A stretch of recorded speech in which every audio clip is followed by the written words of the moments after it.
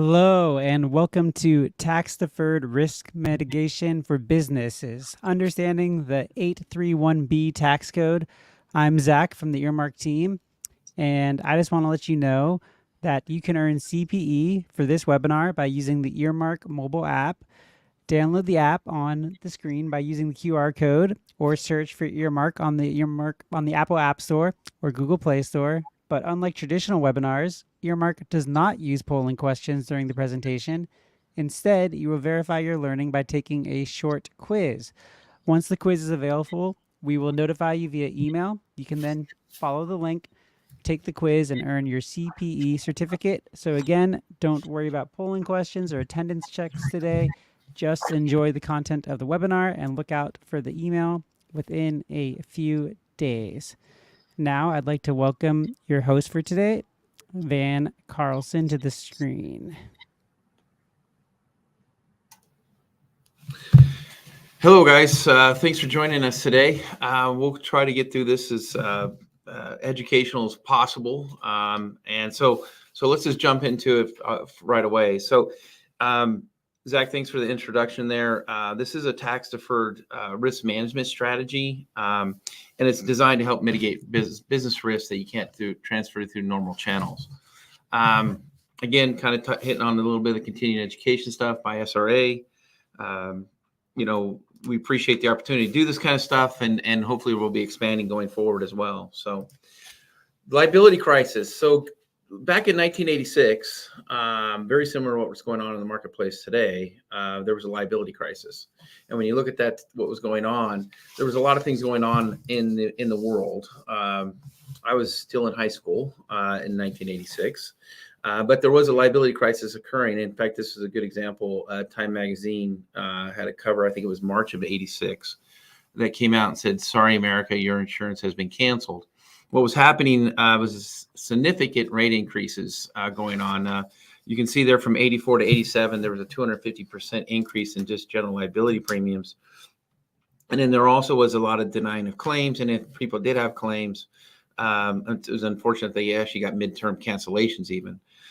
So, there was some things going on today. Now, there's obviously been some tightening up, and we'll kind of get into that to the next slide. But, there was a lot of things going on. Farmers were finding themselves self-insuring crop insurance more and more. When I started running my own traditional insurance company, I would talk with guys that had their father's businesses had to shut down because they couldn't get insurance during that time as well, because they would have one or two claims. And I remember talking to several mechanic shops and body shops, and their dad's businesses were really forced to shut down because they couldn't get insurance anymore during that time.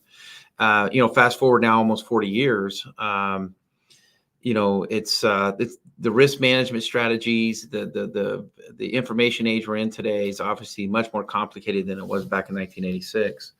So some of the things that happened with some of the things that came out of the liability crisis was a better definition of the McCarran-Ferguson Act, that was actually originated in 1945, and that really was designed to say states' rights relating to insurance, that states had the right to manage and regulate insurance companies and insurance policies and risk, and was not something that the federal government would get involved in. There was also some tightening up of some reform acts, because that was obviously putting a big pressure on general liability policies. There was some open-ended laws that were changed in certain states to help eliminate some of the drastic some of the drastic coverages that were being exhausted on some certain claims. And then too, there was a code that was introduced, and it's the 831B tax code. And that was really the 1986 Tax Reform Act. That Tax Reform Act had far-reaching impact on our society as a country. Got rid of a lot of tax deductions, interest rates. It basically became down to only mortgages where interest rates you can deduct. And we're still dealing with that, a lot of that stuff that happened in 1986. And you go back to 1986 and the politics of the world, we had Tip O'Neill's the Speaker of the House and Ronald Reagan in there, but we did have a meeting of the minds. And basically it was designed to create an incentive for business owners. They recognize the fact that business owners from all walks of life, from mom and pops to very successful enterprises, large successful enterprises, were finding themselves more and more self-insuring risk. And so Congress got together to create an incentive. And the incentive basically was the ability to use tax-deferred dollars to build up their own reserve and surpluses to be able to handle the self-risk more effectively and efficiently. And that's really what it comes down to on this code, you know. And we'll kind of get into some of the unfunded liabilities that are on, obviously, our business owners are dealing with today.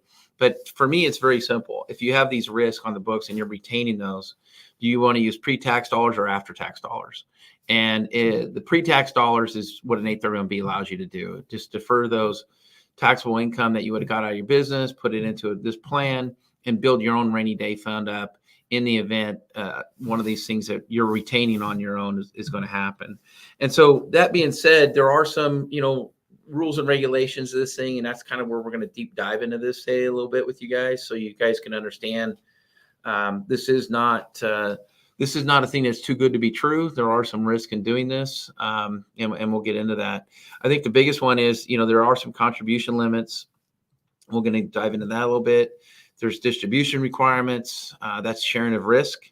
And then how do you access the reserves and surplus of the insurance? So keep in mind what this thing is the box is an insurance company and has to feel and look like one. And that's where an insurance manager comes in and helps with all that. There was some abuse on this code. You know, unfortunately, like every tax code that's ever been written, there will be abuses. People will always try to make it more than what it was designed to do. It's just our nature as Americans at this point in time, based on my experience.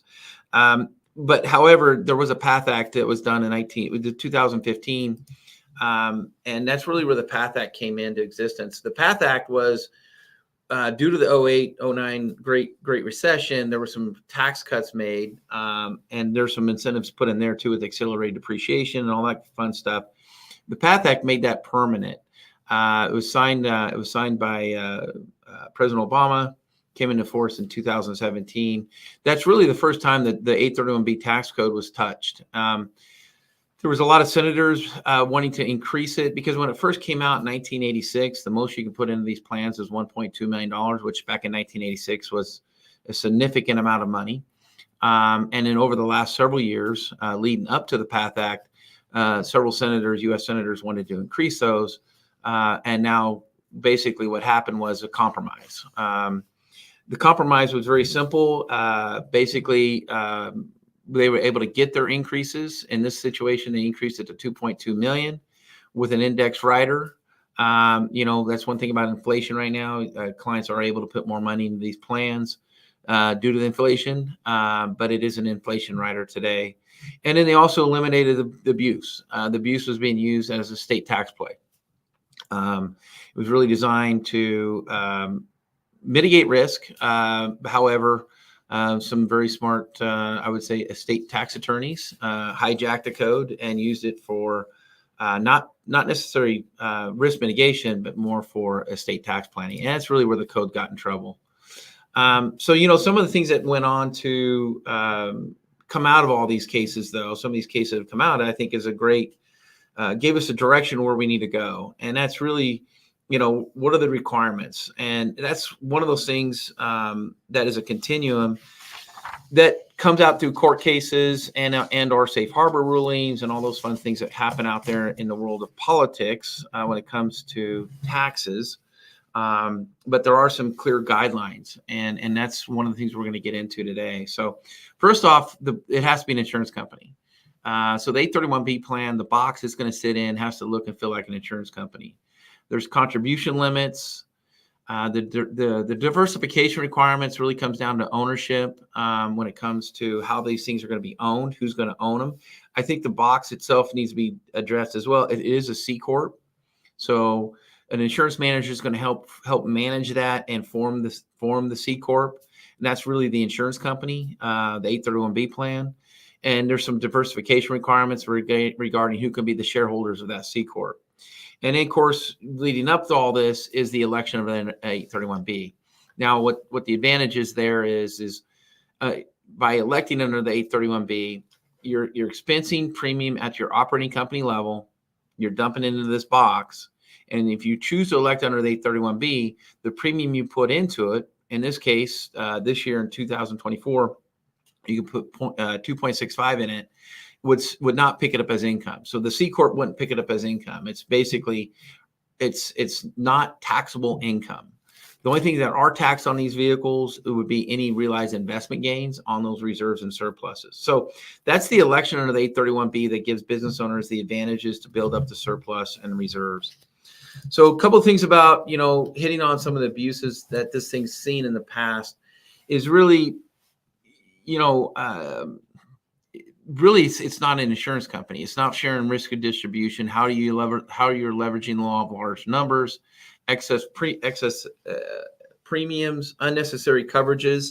Do you cover for these things? Is it a business risk related to a fortuitous risk, which we'll kind of get into that with the 4-part test coming up. But just know that there's been abuses out there, and unfortunately, I think a risk manager needs to be the one that needs to be looking at this for you on your client's benefit, or for yourself for that matter. But it really needs to come from the risk management side of things. And I think everything else will work itself out. But there has been some abuses. And again, I don't want to,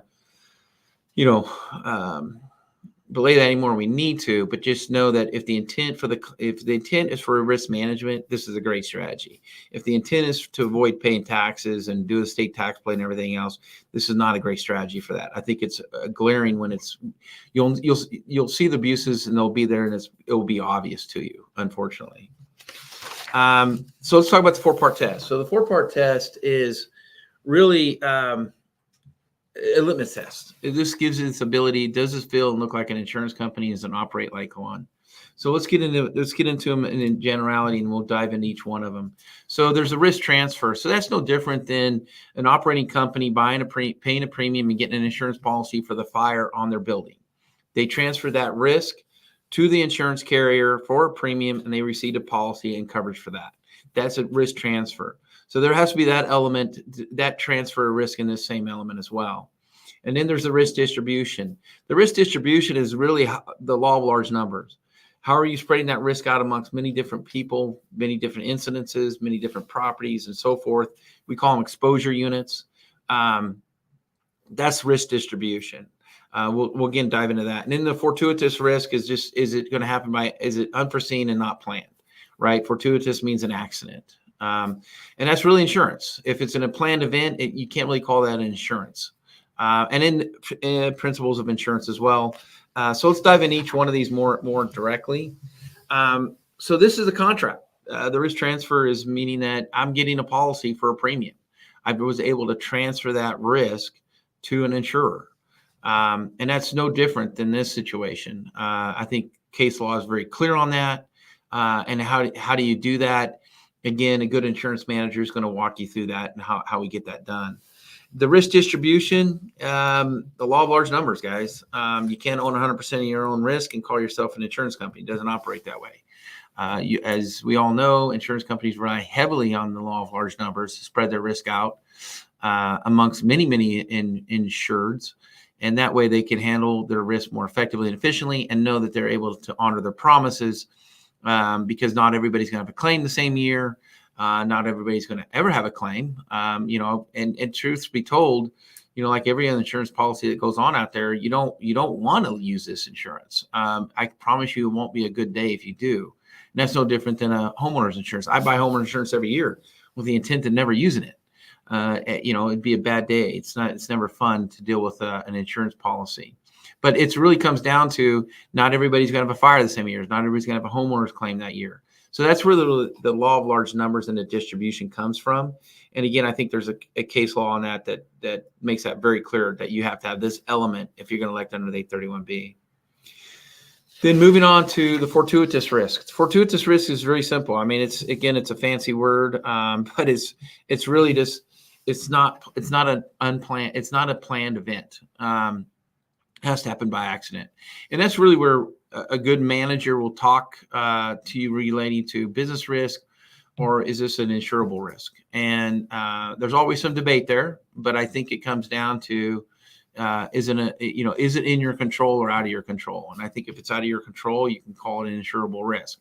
If it's in your control, I think that's a necessary and ordinary business risk. That's a quick way to define that on our end, but that's one of those things that will always continue to be a conversation.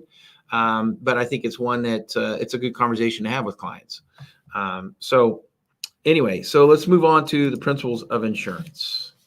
Principles of insurance is probably the most complex of the test, of the 4-part test. You have to have a defined claims process. There has to be adequate capitalization, reserve surpluses. The management of the reserves is a key component as well. Who's managing the reserves of these this plans? Because that's one of the things that insurance companies deal with all the time is they're managing their surpluses and reserves, and it's the same situation here. There also has to be a premium developed by a defined methodology, and the methodology for that really is how did you determine the premium that you can put in this? Like I said earlier, in 2024 you can put 2.65 in. In 2024, you can put 2.8 in. In 2023, you can put 2.65 in. So the IRS has already released what you can max fund for next year.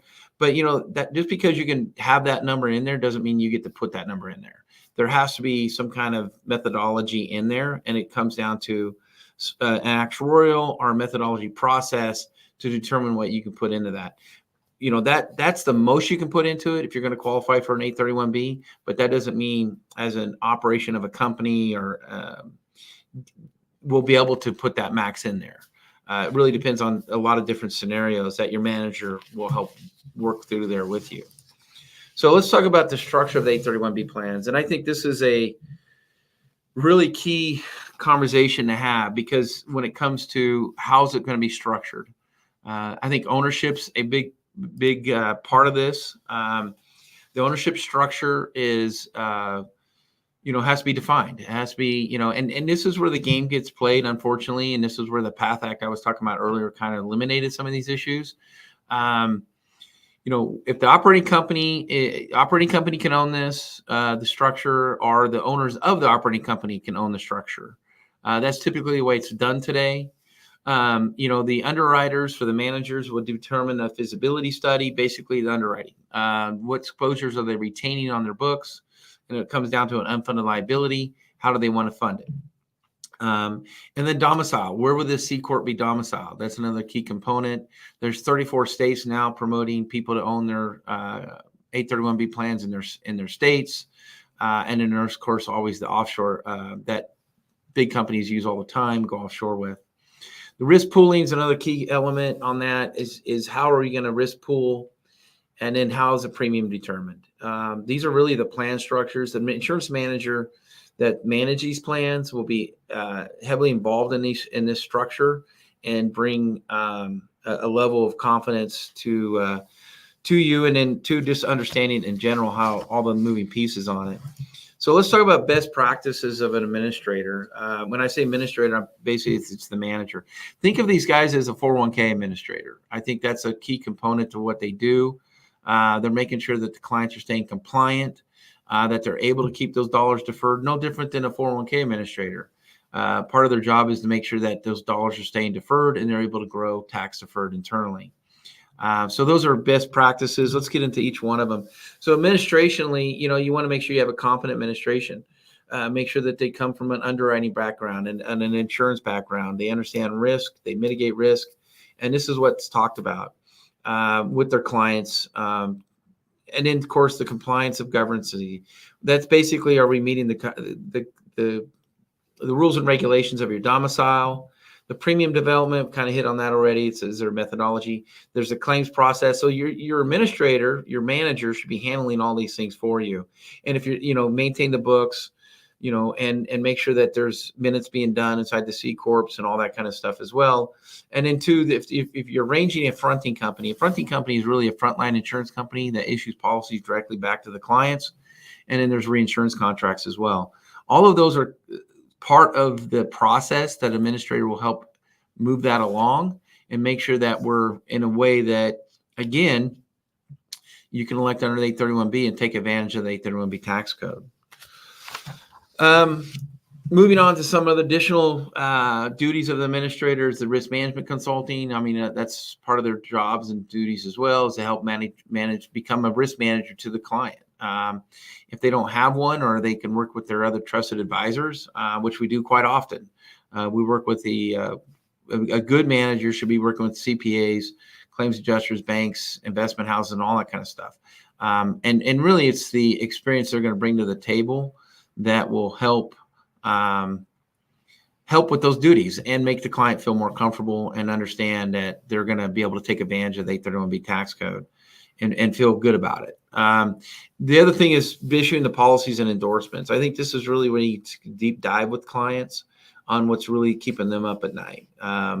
A lot of them know that they're not transferring the risk. A lot of them they can't afford to transfer the risk. So how do they make it more effective and efficiently? And that's really listening to the client a lot of times. Unfortunately, the client will tell you, if they've been in business long enough, they found themselves either being denied a claim, or they knew it wasn't going to be covered, and it was one of those things they just took on their own.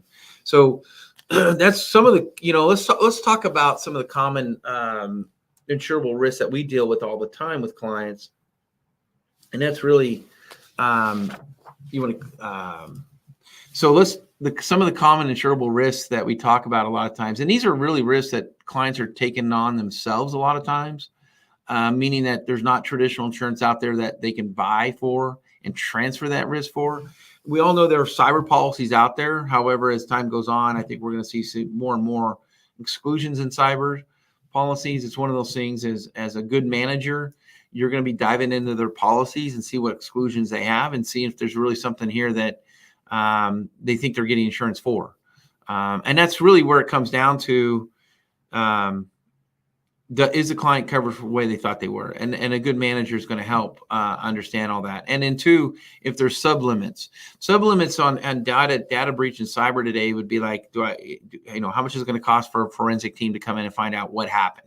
How did it happen? How did they penetrate my firewalls? All those types of things. And then two, down to reputational risk as well that business owners take on today if there was a cyber breach. Those are called sublimits in the side of your traditional insurance policies that we would also dive into and just say there's not enough coverage here. If you look at a business operating policy today known as a BOP, which a lot of your medical practices to your retail stores all have, there's going to be a package policy. So a business operating policy is a package policy, and they're going to get sublimits, very similar to a home, right? If I buy a homeowner's insurance policy, I'm going to have all these different sublimits for my personal property, all the way down to my secondary property in my storage units, right? But that's a package. And so a lot of business owners today have these package policies, and they have cyber coverage. However, it's for like $50,000. I would make the argument, if you're collecting data of any kind today, $50,000 is a drop in the bucket for what you're really going to need. And then there's audit insurance, and I'll kind of hit on some of these top note ones. Audit insurance is going to cover you for anything that's related to audits, from work comp, sales tax, payroll, to IRS audits. And then the other ones you have to look at is third-party business interruption. I think third-party business interruption today is huge.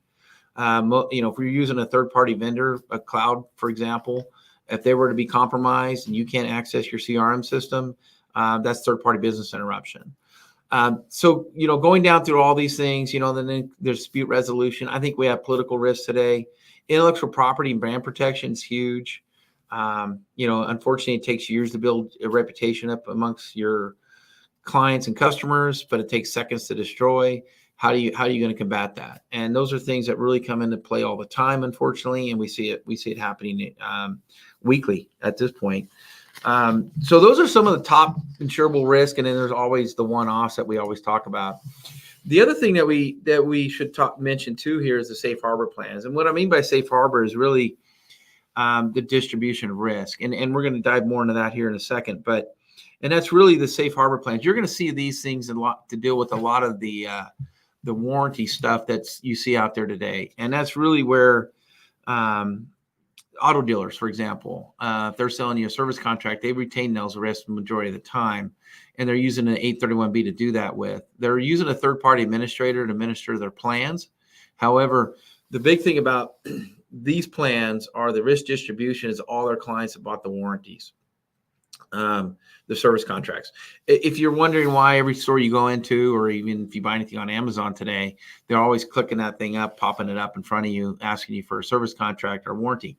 You do it for a lot of reasons. You do it for good marketing, bring confidence to the product, tie customers back to you, but it also becomes a revenue source as well. And it becomes more appealing to clients when you're able to tax defer some of those dollars to be able to recognize the liability you're booking forward and be able to honor the promises you're going to make under your warranty. Those are the safe harbor plans. Now, what that allows you to do, though, is now start to look at other coverages. We look at custom warranties, business owners out there that, again, clients just to compete today have to give out a lot of warranties. If you're selling products to retailers, you're honoring their return policy. Costco's a good one on that. Costco has a very liberal return policy. Well, it's not Costco doing that. If you want to do business with Costco, you're going to have to help them honor their warranty. And that's basically, these things are called, we call non-merchantability warranty, which means it's not a defective product. It's just simply the client didn't like it. And now it's a used item. That's a non-merchantability warranty. So we can build there's ways to build custom warranties and recognize these risks. I think there's substantial risks you take on when you look at these warranties today that you have to honor these companies you want to do business with and get your product out to them. It can be a very, very volatile situation, especially if you're a seasonal business and then you get a bunch of returns and you don't book those things in a way. I've seen it. I've seen businesses unfortunately go out of business because they forgot to recognize the custom warranty they put in place unbeknownst to them, and now they got to honor it. And it can be very detrimental to the company if they're not positioning themselves correctly on that. Deductible reimbursement, we're kind of seeing that a lot more, kind of going back to the 1986. What was going on back then is very similar today. We're seeing more and more clients take on a bigger first dollar loss. How do they want to fund those? Pre-tax or after tax. And that's really what it comes down to on deductible reimbursement. And then there's some really specific products out there for different industries. Storage assurance is a great product for people that own storage facilities that want to offer contents coverage. Dental protection plans. There's a dentist that want to start offering a warranty plan, service contract plan, no different than auto dealers today. Anything with a hard appliance you can put through there. Tenant insurance. You get into some accidental damage waivers, instead of taking up first and second on security deposits. We have property managers and multifamily owners looking at that as a way to help alleviate some of the burden to move into a new location, because most of the time you're required to put up a first and second month's rent. This is one way to waive the second if you want to go down that road. Contract default. We deal with that with a lot of general contractors and builders. If they're worried about honoring their warranties, which a lot of states now today require a 10-year construction defect warranty when you go to build a home and or commercial building, and you want to make sure your contractors that worked on those projects are around to help. If they're not, the burden's going to fall back to the general contractor. And contract defaults used in other areas too, but for essence of time, we'll move on from that. The audit insurance, we use that for CPAs. If the CPAs want to offer some kind of audit protection from the IRS when they perform audits, when they do their own tax returns for the business owners and or clients, they can offer that as additional coverage as well. Then there's the tenant rent protection, and that really gets back to, your multifamily, your tenants that are moving into these facilities. Do they want some content coverage? Do they want liability relief from, on these leases? You pay a premium or additional rent for that, and you can have all those requirements waived. And that's really what a tenant rent protection is. Risk retention plans are, one of those things that we're seeing more and more being done with the rate increases that business owners are having. So this is a way to take over traditional insurances. We tell clients a lot of the times that we think traditional insurance companies do a really good job. However, at times, when the premiums become so high and you have good loss prevention, you have a very stable employment force, and you're getting roped in with all the other bad actors maybe in your industry, this is one way to look at an option to where you're in a position as a business owner to take on more risk and be able to share in the profits of your policies. And that's really what this is doing. And this is really for your mid-market business owners. I would tell you,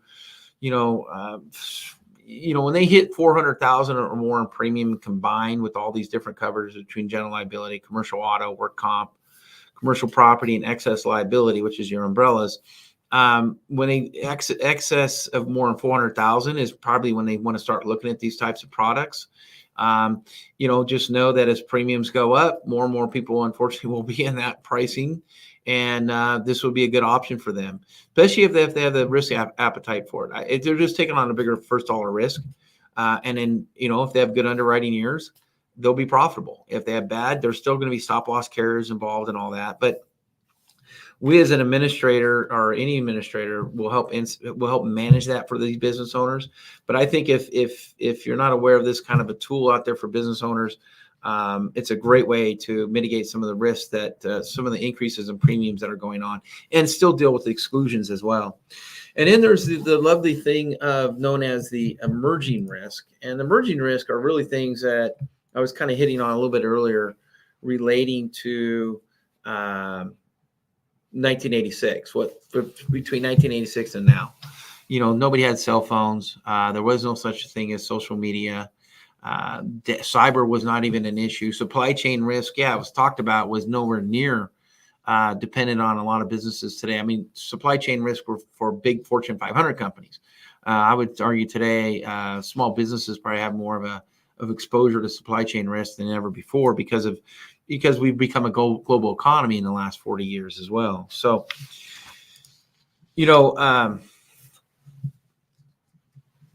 let's kind of let you guys read that a little bit. And that's really where,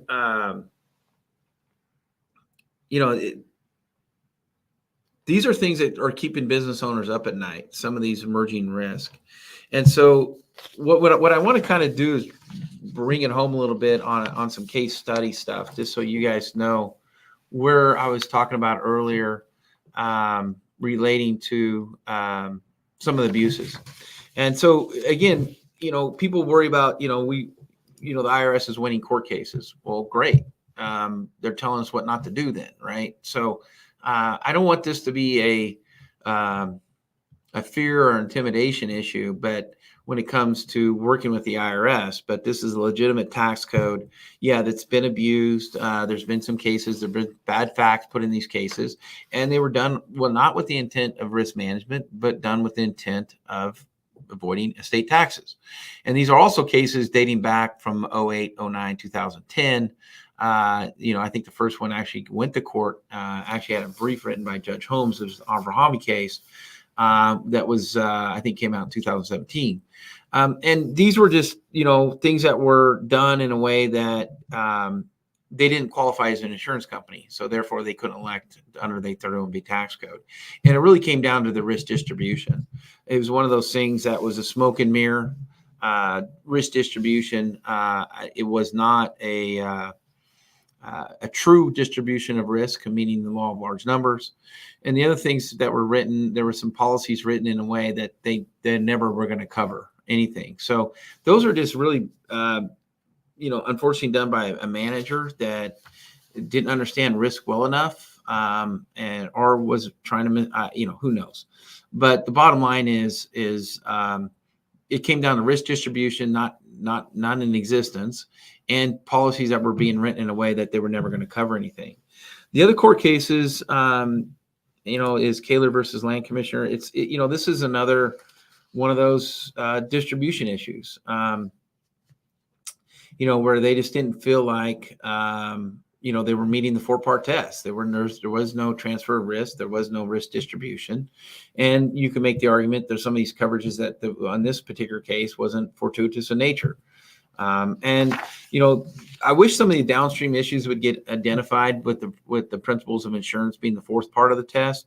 However, the Reserve Mechanical Court versus commissioners, we were kind of hoping for some downstream issues being addressed here. But again, it was disallowed from a deduction standpoint for the sole reason there was no risk distribution. There was an illusion again put in there of risk distribution. Guys, the risk distribution is a key component of this thing. I mean, you're going to have that element on this plan. This is not a risk-free adventure. There's going to have to be some risk taken that we call unaffiliated risk to your plan. And again, I think if you can see and know the distribution risk, I think you can feel really rest easy at night knowing that I have distribution in my plan and it's real. I will pay claims that are unaffiliated to me, and the client has to know that going in. If that's not being discussed, I think you're going to find yourself right back into one of these other cases. Am I really truly having a risk distribution? Some of the things that have come out of the cases recently is a I'll call it the egg case, and really this was a case that did not go to court. The IRS originally disallowed the deductions under this, and this was really an egg farmer, and he couldn't get avian bird flu. And the cases, some of the things were disallowed for deductions on an operating company level, and the family took him to court, and to the point where word on the street was some of the IRS experts deemed this to be insurance. This was not insurance you can easily buy. You couldn't even buy it on the market at the time because obviously avian bird flu was a thing and continues to be, unfortunately. And so basically they reversed their decisions, and they did not want this case to go to court. We know the attorney that represented these families and know the case very, very intimate. And I think there was a lot of good facts here. And that's one of the reasons why the IRS did not want this to go to court, because obviously they right now they have case precedents in a way that allows them to go ahead and keep building, this idea that these are all bad eggs, bad facts, and no pun intended with the egg comment, but they're not. There's good risk management strategies. And again, I think it comes back down to is what is the motivation of the client? And I kind of hit on this already. I guess I jumped ahead of myself a little bit, but I think it's always going to be down to what is the motivation of the client. If the client's motivated by taxes, that's okay to some degree, but we better make sure the risk is there. What we're seeing today is most of our clients are worried about the risk, and that's a much different conversation than we're having in the previous years. And it's only because we're at in the marketplace. No different than why the code came out in 1986. So I think, moving on to the taxes, I think it's really important to understand this is not new. It's been around for quite a long time.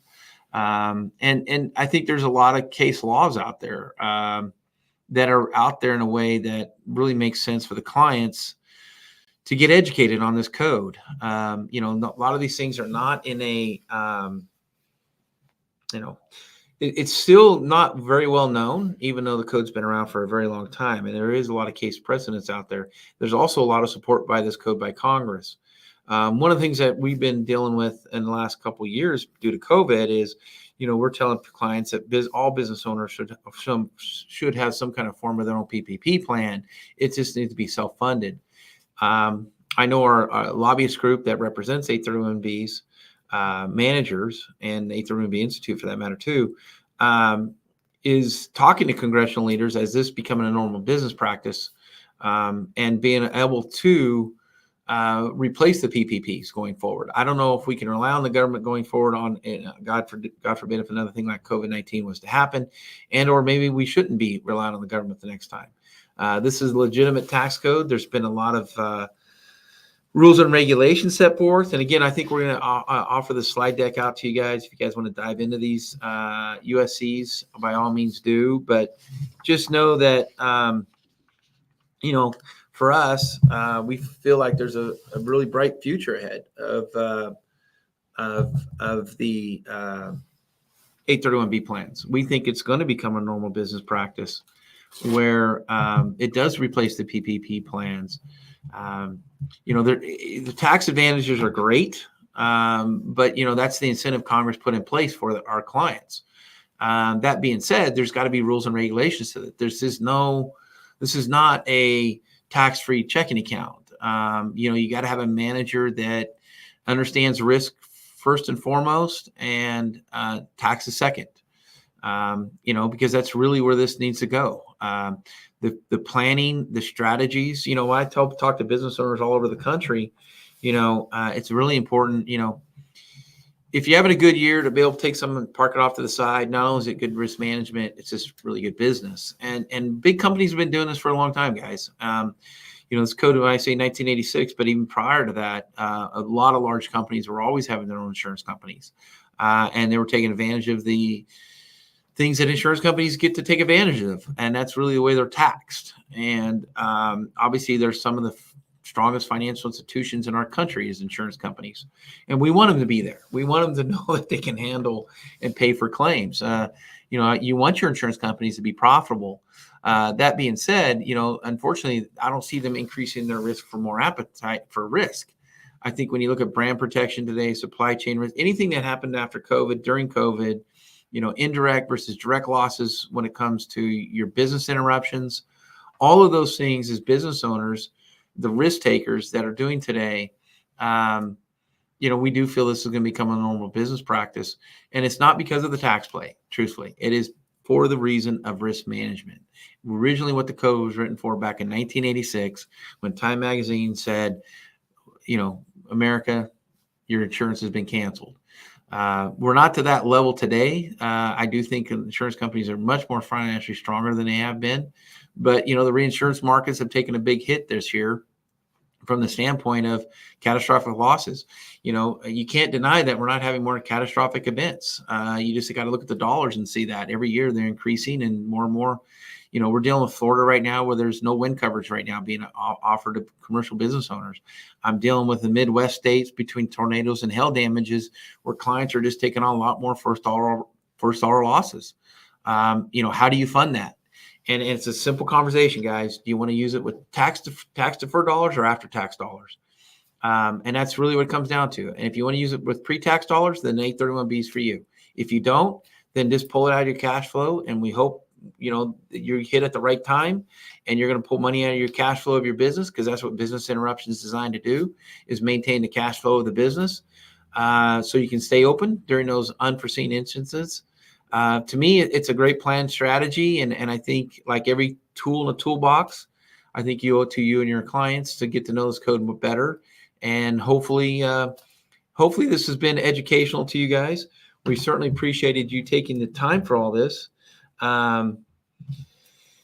Is there questions? Are we going to be asking questions on here? They can put them in the chat if they have any. Okay. Yeah. I think maybe can you share how COVID was during COVID, how an 831B plan? Yeah, sorry guys, this is my first time doing this, so I just want to make sure we're hitting the time right. So yeah, COVID-19 was COVID-19 was obviously a proof of concept for us as business, as from our client standpoint. We responded quicker to shutdowns of restaurants and dental practices and any kind of medical practices once they were deemed to be a non-essential. I think COVID-19 was a proof of concept for us. We grew rapidly during this time, and we continue to. I think business owners have come home to the idea of that my insurance is going to cover me for everything has come home to roost. And we work with a lot of CPAs around the country. We had a lot of CPAs reach back out to us over that period of time to really get. Now they understand why this exists and why the code existed and the advantages for the business owners to build that rainy day fund up and not be relying on the government next time. I hope we never have another COVID-19. But I didn't think the first one was going to happen either. And we continue to have other things, right? Where, people are just forced to shut down their practices, their businesses. I was just hitting a little bit on catastrophic losses. I was talking with a gentleman in Florida where he was supposed to get hit. He got evacuated 2 times, which means his business shut down for 5 days in a row, but the hurricane never hit. It went further north, and you have to go through those practices, but that's a big business income interruption for him, and it wasn't like his bills stopped. And so he saw this as a way to build up rainy day funds for, God forbid, if the hurricane does hit, he's got a lot of first dollar losses anyway that he's going to be responsible for. But if it doesn't hit, he's still out money even in those situations. So it's one of those ironic things, I guess, that as the world just becomes more and more complicated when it comes to risk management. I was kind of hitting earlier on the cyber stuff. We're seeing a lot of advances on cyber coverages from the standpoint of what we need to do to adjust our coverages for our business owners, because that space is moving so fast and they're getting so sophisticated on how to steal money from your clients. It's pretty mind-boggling. They embed you in their emails. They wait for the right opportunity between invoices, and they'll literally come in, dress up an email, make it look like that, and hit some CFO or controller. Hey, yeah, here's the invoice, here's the wiring instructions. And of course, they're in a hurry to get it done. They don't trust, they don't not verifying the numbers, make sure it's the old numbers that we used last time, or if it's a new client, do they run a test first? People are just responding very quickly with all those things, and it's unfortunate, but we're seeing a lot of claims come through where people have wired money and they didn't get their money back, or they wired it to the wrong company. And those level of sophistications are going crazy. And then when you talk about artificial intelligence today, how that's going to be implemented, there's a lot of, when you talk to and listen to your cyber security experts, that's a really big unknown today. They can even dress up their voices to make it sound like the boss calling. Those are all things that can get really, really crazy. So that's really where you need to start looking at some much broader sense of stuff. So we're at the end of this thing, I believe. So I'm Van Carlson, and I'm founder and president and CEO of SRA 831B Admin. I've been doing this risk management strategies really since 2008. Prior to that, I was in risk management, dealing with business owners really in my home state of Idaho. And that was one of those things where, due to the Great Recession, this is when I got interested in this code, to the point where it changed my philosophy, it changed my ideas. We got to manage the financial risk business owners take. I don't think we're making more risk takers out there. Maybe we're making less of them to some degree. And that's really where it comes down to, for me, I elevated my professionalism with my clients because I was able to bring these types of ideas to them. And it's just an idea. And I say that very clearly and plainly to anybody. This is a tool in a toolbox. For the right client, it's a great tool. So again, thank you guys for listening today. Appreciate the opportunity to educate you on this. Hopefully we did a decent job with you. And again, I really do appreciate your time. Thank you. Thanks, Van. And I just want to remind everyone that you can earn CPE for this webinar. Again, unlike traditional webinars, you will receive an email in the next few days with all the instructions. You take a short quiz and earn your CPE through the Earmark app. If you have any questions or concerns, please email support@earmarkcpe.com. Again, thank you, Van. That was great. Everyone attending, have a great day.